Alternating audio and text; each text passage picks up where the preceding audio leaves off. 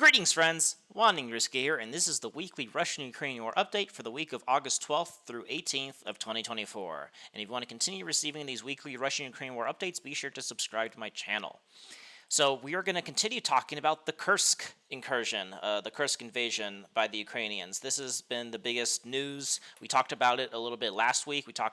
And the thing about it is that last week it was still shrouded in the fog of war, and it still is. And that's why it was a little bit hard to talk about the Kursk incursion last week, because there's a lot of unknowns and there's a lot of misinformation. There's a lot of a lot of fog of war. But this week we have a bit of more stabilization, and we have a bit of a more clearer picture of what's going on. Last week I also talked about the reasons, the strategic reasons why the Ukrainians invaded the Kursk region. I still, I think in the last week, I think those reasons are still valid. It looks like the main, and even from statements from the Ukrainian administration, it seems like the main purpose of this was to basically have a better hand in negotiations. But as I mentioned, this from the looks of it, it looks like this made negotiations even more out of reach, and a lot of Western sources actually were reporting that there was actually some secret ceasefire and peace talks that were going to go on later this month, but those were shelved after the Kursk invasion. So for people, it looks like the Russians really did want to have peace, and it seems like any sort of peace that both sides would have agreed with would basically be at best a ceasefire along current lines. And it seems like the Ukrainians wanted to take a piece of Kursk and hey, this is just my understanding. The idea is hey, we're going to take Kursk, and then instead of just having the current front line be the border, we want you to withdraw all the way to the pre-2022 front line, so Crimea and then just parts of Donbass. Russia will keep just half of Donbass and Crimea, but you have to give up the land bridge instead of the current peace talks, which were probably revolving around ceasefire along current lines. Now, even if that was the case, a ceasefire along current lines, that's still a operational defeat for the Russians, because a ceasefire just helps the Ukrainians way more than it helps the Russians. But even so, I think the Ukrainians got a little bit greedy. I think they wanted more than just a ceasefire along current lines. They wanted to revert back to where it was before 2022 by taking Kursk. But it seems like instead they just pissed off Russia. And I don't blame them. Maybe they thought Putin would back down. Putin really does want peace. And, it seems like the Ukrainians got a little bit too greedy. And again, there's only so much you could push Putin. Putin does have he's not going to be pushed around forever. You could push him around a lot, but the more you push him, the more, and comes a point where he starts okay, enough is enough. We're actually going to start, maybe doing some extra escalation instead of just letting Russia get pushed around. And it looks like Kursk did that. Now, let's talk about what's actually happening on the ground in Kursk here. So first, one of the biggest gains of the Ukrainians, and one of the biggest news, is the fall of the town of Sudzha. This was the biggest gain for the Ukrainians in the Kursk offensive. So far, everything else has been tiny little villages, but the taking Sudzha basically gives them a nice logistics hub for further expansion if they so wish.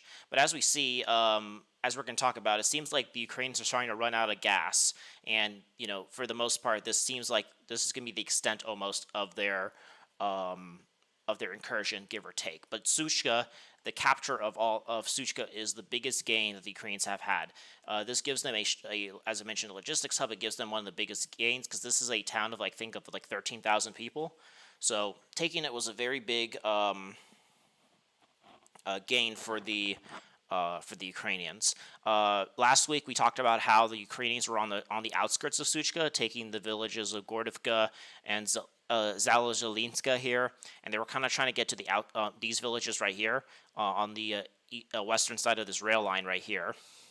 And Sudzha is kind of divided in half. So Sudzha itself is on the western side of this river right here, and not only have the Ukrainians taken that, but the Ukrainians have actually crossed this river and actually have taken the where the Russians were holding up, which is in Mirna and Hrodivka here.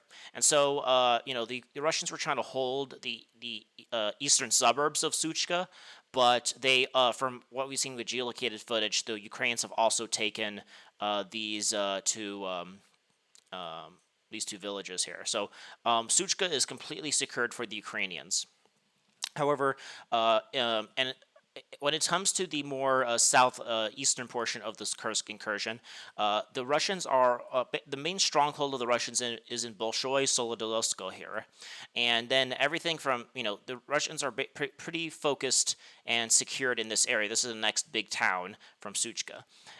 However, these fields between Bolshoi Soliska and Sudzha are kind of not necessarily in the gray zone, but are where the fighting is going on, and the Ukrainians are trying to continuously push towards Bolshoi Soliska, but so far, after the capture of Sudzha, it kind of slowed down. They haven't been able to advance. They were right now, one of the main battles going on is in the villages of Mykolovka and Martelanovka here.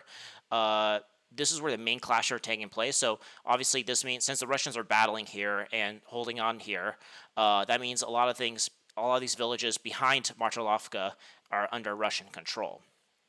And the reason why taking Martelovka is a springboard as the Ukrainians will try to push towards Bolshoi Sotoloska here. So this is where the Ukrainians want to keep pushing this way towards the Kursk nuclear power plant, which is right here. This would be in the direction they want to go towards. So the Russians are trying to hold them off in the village of Martinovka, which they've so far been successful at. Another thing about here is that the Ukrainians have been, instead of trying, they keep trying to move in this central direction, but they've been having after capturing Sudzha, they've been having a lot of low success in this area. So they actually were trying to attack in the southern part here, and they actually managed to capture, there's this river right here that kind of goes along here. It kind of goes like this. So last week, the Ukrainians took everything to the west of this river, this red line here. However, now the Ukrainians are trying to outflank the Russians. So the Russians are obviously holding up the Ukrainians in Sudzha here. And what the Ukrainians want to do is they did an attack basically towards the town of Giri right here. This has the town of Giri has a strategic bridge that goes over the Pisala River here, and they were able to capture Giri, which there was battles going, but there was a big ambush. There was like 7 Ukrainian vehicles that were completely destroyed in Giri, and the Russians were able to push them back. However, the Ukrainians do have some positions below the Pashi River, but also on the southern part, but also on the eastern part. So they still have some positions in Borki, Pelikonova, and Spolona, and so. But the main push, the Ukrainians are trying to push us towards Giri, so that they could take the strategic bridge that is in that area, cross it, cut off this highway here, and then kind of collapse Russian positions in this area, and then secure their southern flank as they push towards Bolshoi Sotoloska here. However, the Ukrainians kept getting pushed back from Giri, so they've not been able to exploit the southern direction.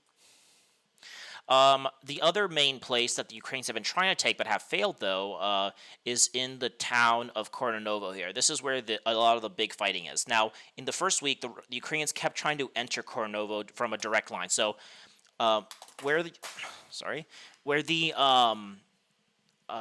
Ukrainians kind of, if there is sort of like a front line, so to speak, one thing about this fog of war is that we see geolocated footage, but it's a lot of reconnaissance and force. Since this wasn't a front line before, there's not a solid front line. It's not like there's a lot of Ukrainian troops send a vehicle very far north, and then they take a photo, and then they have to fall back. But it seems like where the Ukrainians are able to hold up a little bit is in the villages of Lubontka and Novohrodivka, and they're able to kind of use this rail line from Sudzha and then Sudzha itself. So if we had to say that if the Ukrainians had like so far like a front line sort of, it'd be kind of like this. This is where the Ukrainians have a bit more solidified area. And then obviously Ukrainians have positions to the north of this, obviously, but they're not as secure. And my guess is the Ukrainians are going to be starting to build up the first line of defense in this area in Sudzha and Lubovka and Novohrodivka here. And this is where the Ukrainians are going to try to put fortifications, but obviously they want to continue pushing so that they could have a better bridgehead. And this is where Kornovo comes in, because then, if they could push the Russians to the north of this river right here, the Reka Semnina River, they could then use that as the next natural defense, and then use Kornovo, have Sudzha and Kornovo be the next, have something go like this. Have this be because then they have the river as a natural defense. They have Kornovo, which would be a big source of progress for the Ukrainians, and then obviously they have Sudzha for their eastern flank here. So this is where the Ukrainians will try to push towards, but obviously they need to take Kornovo first. And so far, the direct attacks have been repulsed by the Russians, but the Ukrainians are still trying to move towards that. And so this week we basically saw that the Ukrainians are trying to outflank Kornovo instead of attacking directly from the north and the south. Some sources show that the Ukrainians are in Okholovka here and are trying to battle for Verchanovka and Durovka here. And basically, as you can see, instead of attacking directly towards Kornovo, they're trying to take these villages and then advance towards this rail line right here and try to cut off Kornovo from supplies in the north here and try to push towards these three villages of Alexandrovka, Garvanovka, and Tolopiho here. And so they've right now they have, they're still trying to slowly advance there. So they took Olegorlovka and they're slowly trying to push north here. The Ukrainians are also trying to push in the south. However, one of the key nodes that help secure Kornovo from the south is the town of Stagnovsk here. And basically the Russians and Ukrainians are battling over this town because the capture of this town will enable the Ukrainians to attack Kornovo from the south. We saw that the Ukrainians are trying to push and battle for the village of Krasnoborovska here, because then this pushes the Russians to the other side of the river here. And then they could, hold up here. And then, attack Snagnovsk from the back here. And then and that's basically the main goal, is to take Snagnovsk. And then they'll be able to push to Kornovo from the south. We also have some confirmation that the villages to the south here near the border of Hrodivka and Vysenovka have been taken. So obviously the Ukrainians are trying to improve their positions from the border and push to Stagnovsk from the south here. And they're using the big breakthrough they made more to the west, to the east here, to attack it from the east as well. So they're going to probably try to clear Bakhtanovka here soon so that they can attack Stagnovsk from the south, along from the east, and then from the back here. So if they can take Snagnovsk and then push the Russians out of Krasnoborovska here and Hrodivka, then the Ukrainians will have something like this, and then they can attack Kornovo from the south. So the two biggest things is in Stagnovsk and Kornovo. And so if the Russians could hold the Ukrainians back from Kornovo, then the Ukrainians, basically, as I mentioned, then they'll only be able to have their front line go something like this, with Sudzha and Lubovka and Novohrodivka here. However, if they get, they want to obviously keep expanding their foothold in Kursk. So, but in order to do that, they need to take Kornovo. And then in the towns between Kornovo and Stagnovsk, it's a big gray zone. Again, there's no big town like in Stagnovsk or Kornovo that could determine have whole defense. So obviously the Russians have positions in Lgov along this highway, but from the highway to the Russian-Ukrainian border, there's a lot of just villages. There's not a really solid place to make a front line. You can make artificial front line, artificial strongholds to hold your place, but again, that takes time, and this is very new, and it's a lot of there's a lot of Ukrainian special forces activity. So we might, for example, we saw Ukrainian special forces getting ambushed in Anasonovka here, but the thing is that doesn't mean the Ukrainians are held up here, because obviously the Russians are still battling the Ukrainians in the north of Kornovo. There's been a lot of clashes in Malika Lanovka here. The Ukrainians are trying to move along this rail line, but the Russians are still holding on. So obviously, the Ukrainians are kind of held. They have solidified positions here, but where there's a fluid front line between Kornovo and Stagnovsk. In this area, we don't know where Russian and Ukrainian troops are battling out in these these villages here, and we don't, sometimes you could push forward a lot here, but then we see Russians battling here, we see Ukrainians so there's a fluid front line between Kornovo and Stagnovsk so it's kind of hard to know where exactly the front line is here. This is why it's hard to, it's shrouded in the fog of war, basically. And the last thing about Kursk is that it seems like the Ukrainians are, there's been a lot of slower gains here. A lot of these gains happened in the last week, but and while the Ukrainians are still pushing, they've been made a lot less progress in the second week than in the first week. And so a lot of sources are saying the Ukrainians are basically trying to regroup and do one last push to get as much as they can. And one of the main targets, it seems like, is the town of Glodyoshka here. Now, the reason why for that, and we saw this, we saw that they used the HIMARS strike to cut off the bridge here and destroy it. Now, you can see that this river goes from here all the way to the Russian-Ukrainian border here. And so a lot of sources are saying that the Ukrainians are going to push towards Tikhino here, and they're trying to push. They actually HIMARS strike the border checkpoint here. So it looks like the Ukrainians are going to try to attack from here, and then they're also going to, again with this push towards Kornovo from the south. As I mentioned, if they could take Krasnodarovka, Vyzhovsk, and Stagnosk, then they could also move along this river from the east and also just basically attack along the Russian-Ukrainian border and try to seize everything to the south of this red line here. Because then the Ukrainians could have a more solid front line. And then another place that the Ukrainians might attack from is from the village of Glukhovka here towards the town, basically the city of Rylisk here. And from here, because a lot of sources are saying the Ukrainians are accumulating forces here, and then they could push through here and try to reach Rylisk. Because then if they manage to take Kornovo, the Russians and Ukrainians here could link up, or the Ukrainians could link up here, and then have Rylisk and Kornovo be the front line. And then, if they could push here, then they could try to take out all this entire area right here. And then, this seems like what the Ukrainians are trying to push for is something like this. And then obviously they want to keep pushing this maybe a bit more further towards Lugovka and the Kursk power plant. So, but again, the Ukrainians are slowing down. The Russians are putting reinforcements here. Even Western sources are saying the Russians aren't pulling troops from the Donbass. They're getting put towards, Kursk. They're not getting put towards Kursk. The Russians have a bunch of troops that they could use in Russia proper, like conscripts, Russian National Guard, and even if they do take troops from the main front line, a lot of sources are saying it's mostly from the Kharkov region.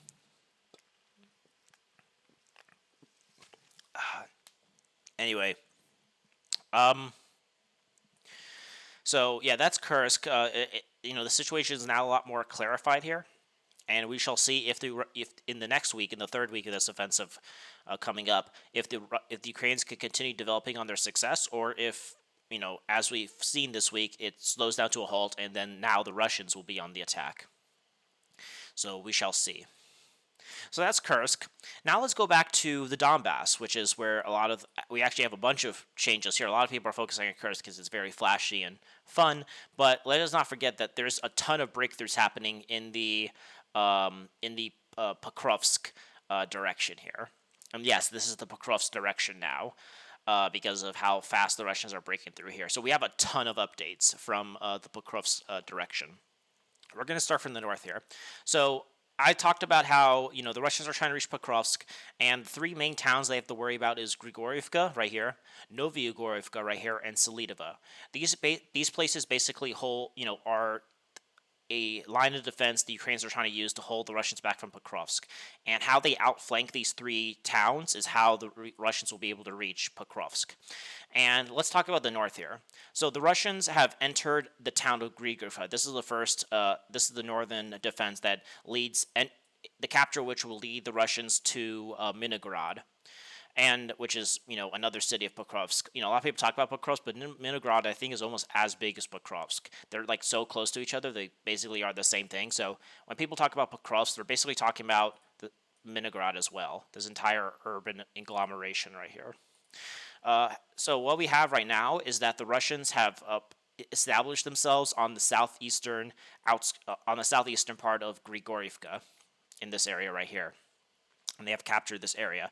And it seems like the Russians are trying to push towards the center of Grigorivka, and I have no doubt that probably the Russians have already taken this more part of the residential area, and the Ukrainians are probably trying to hold up on the eastern side of the Zorovka River.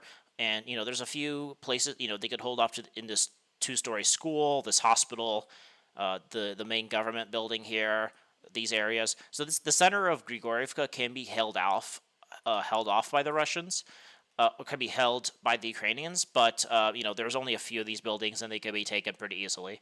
And then if these places fall, then the Ukrainians will probably try to retreat to the other side of the Hrodivka River right here. So the southeastern part of Grigorivka has been entered, and now the battle for this town has begun. However, the Russians have not stopped there. The Russians are trying to outflank Grigorivka from the north. This week, we basically saw the complete capture of the village of Ivanivka. Basically, we saw the Russians clear out the northern sector here, but that was not it. The Russians have captured, we talked about how the Russians captured Lyshina right here last week, and the Russians have basically expanded and taken the village of Serdonovka here and Novohrodivka right here. And so, this makes sense. The Russians are trying to flatten the front line to the north here, and they're using the Kerensky Turets River as a natural defense. And so, with the capture of these villages, the Russians will continue pushing along the Kerensky Turets River and try to reach Grigorivka from the north here. And as we speak, the Russians are trying to clear these fields to the north of Grigorivka and reach the northern outskirts of Grigorivka so they can attack it from two directions. So lots of progress here. The Russians are, using the Kerensky Turets as a natural defense for the northern push in Pokrovsk, and this will also help them assault the town of Grigorivka, which is one of the first parts of the Ukrainian defenses on the approaches to Pokrovsk here. This is where we actually have a lot of big progress happening here. So this was the northern sector of the Pokrovsk direction. Let's talk about the southern part. This week, we saw the complete capture of the village of Zelania. They mostly captured it last week, but we had some they were still clearing, but we got complete confirmation of the Russians clearing this town this week.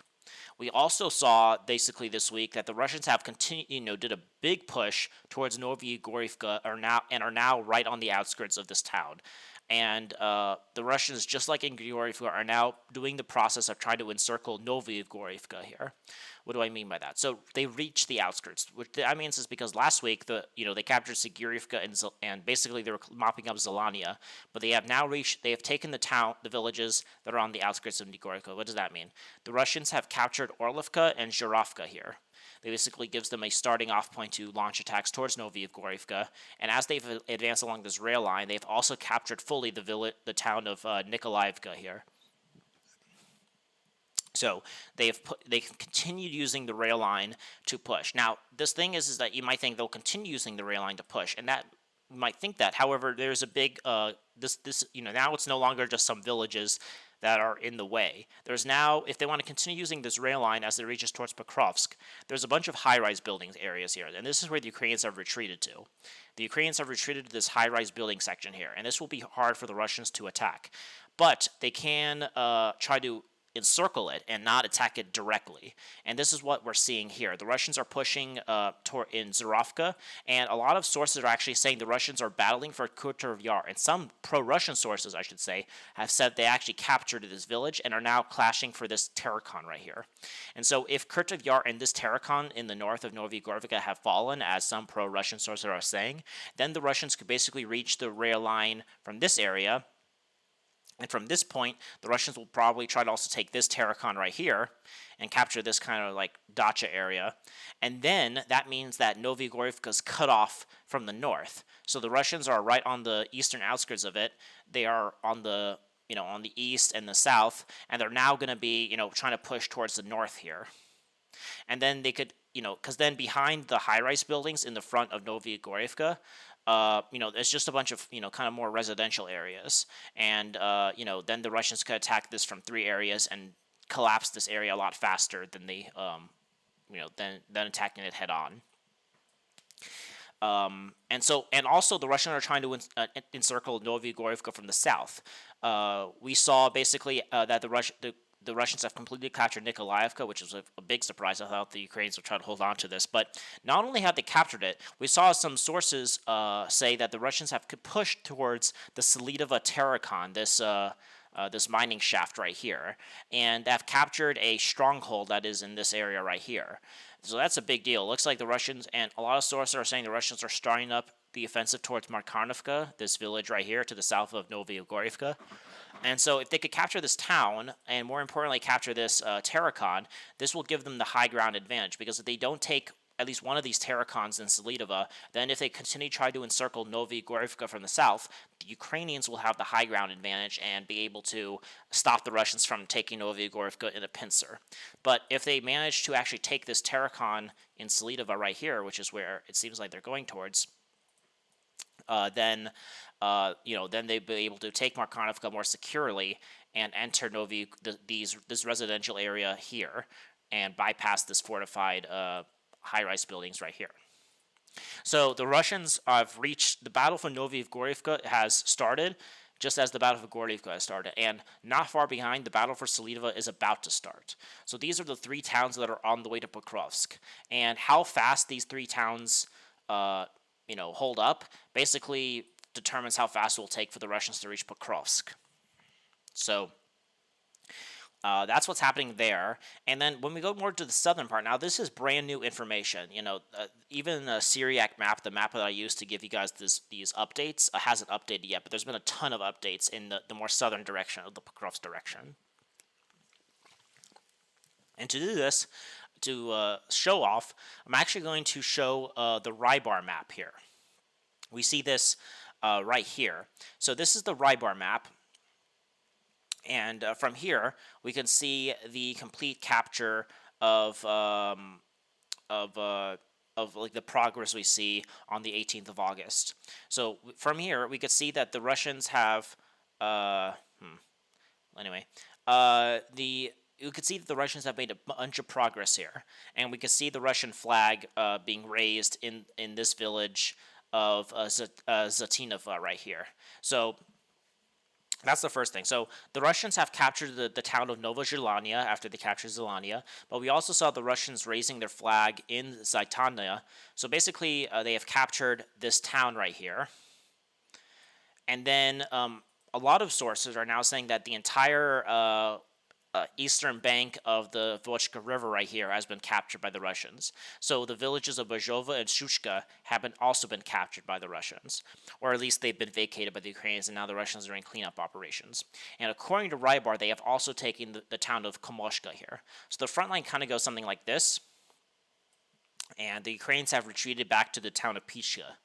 And, we don't have any confirmation of the Russians in Komoshka, but that makes sense. If the Russians have taken or are clearing this area on this side, and the Russians have taken Zaitina, then Komoshka is about to be encircled, so they'll have to withdraw from there back to Pichka and Kilanova here. And this flattens the front line as the Russians continue pushing towards Selidova here.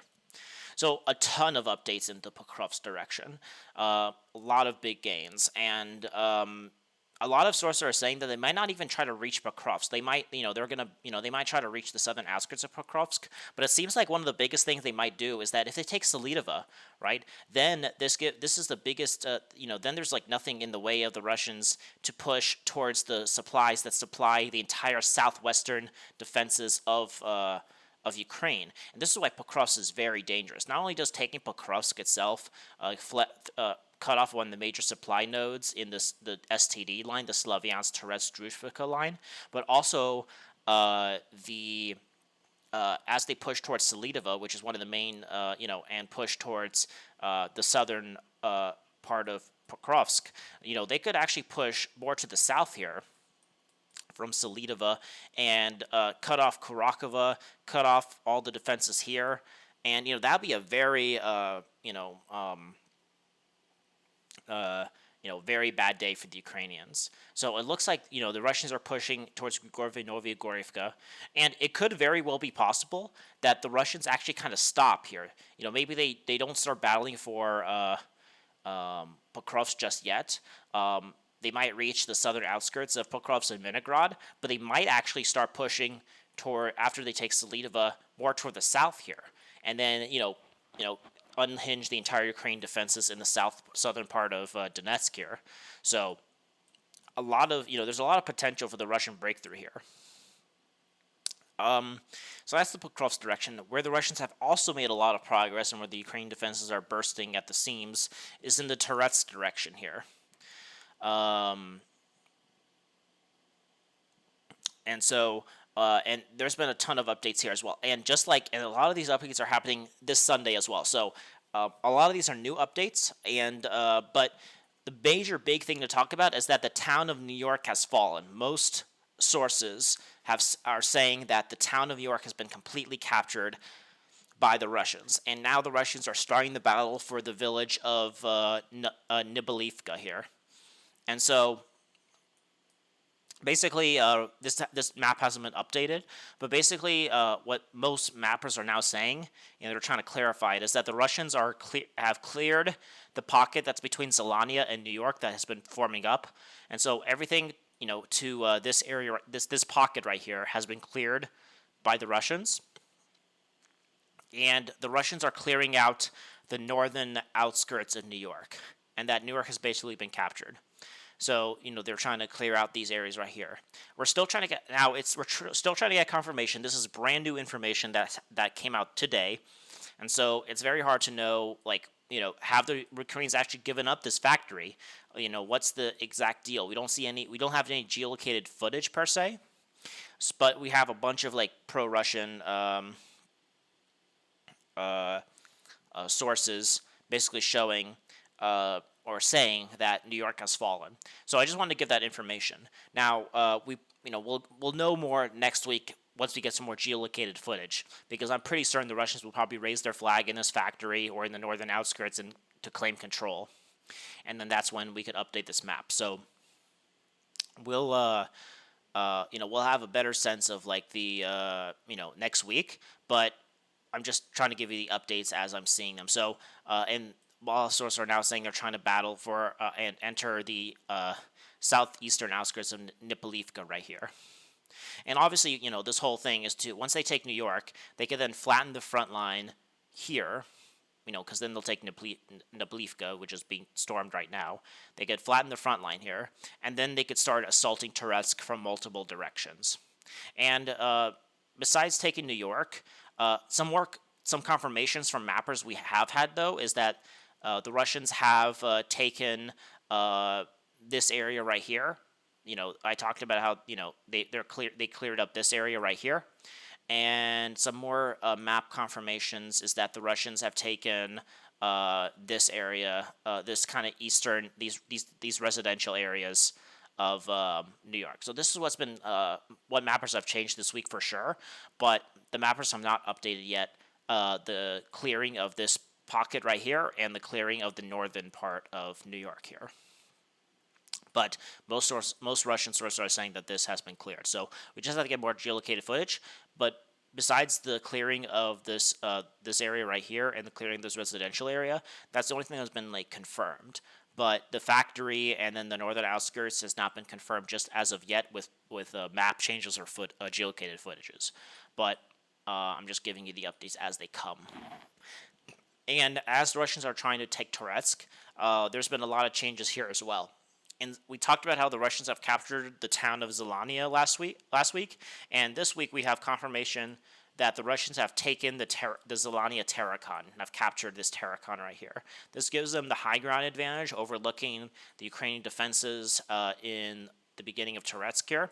We also saw that the Russians are going along this road and have captured this electrical substation.